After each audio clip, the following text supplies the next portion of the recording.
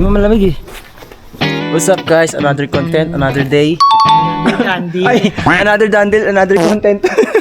Nauna na sir. Yo, kita natin yung rainbow. Kita ba? Kita yan. Kita kaya yung rainbow dyan? Kita, sir. Kita. Hmm. Kita ano, yun.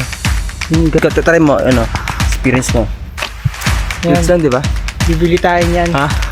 Ginogoyo tayo nito eh. Ha? Naaakit din ako sa mga ano niya eh.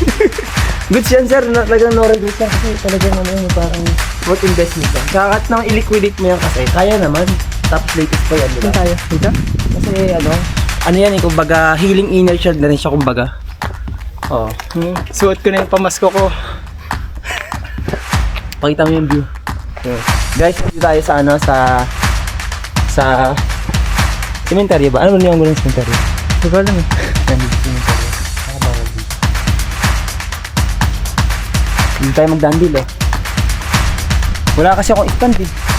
Wala pa akong stand eh. Ayan na, nakatayo na tayo. Hindi yung stand ba na ano, pang ano? Wala na kasi masyadong auto eh. Yung nalagis na yung odin tayo. Maganda kasi yung lighting dito eh. No? Ganda oh. Diba? Malinaw yan mamaya tayo mapagkano. Easy transfer lang sa cellphone ko eh. Kaya nga sa cellphone ako nakapag-edit, di ba? Oo, so. Di ba?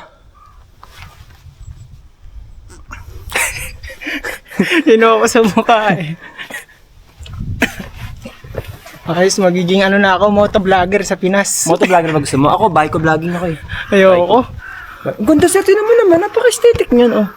Angas daw. Diba oh? Tinan mo naman ang aesthetic niyan. Hindi, kunin natin siya na maganda.